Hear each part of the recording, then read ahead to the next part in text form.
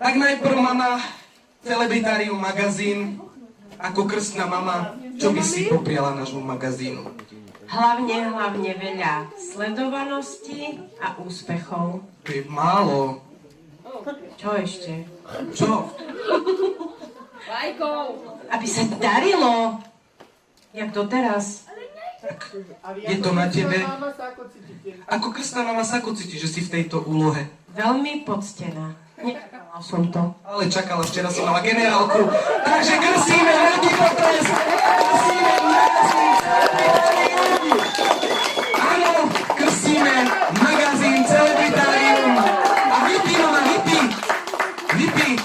Tak máme pokrstený aj podcast Celebritárium, v ktorom už Dušan bol aj hosťom a všetkých vás to pozvanie aj ďalej čaká. Ďakujeme pekne!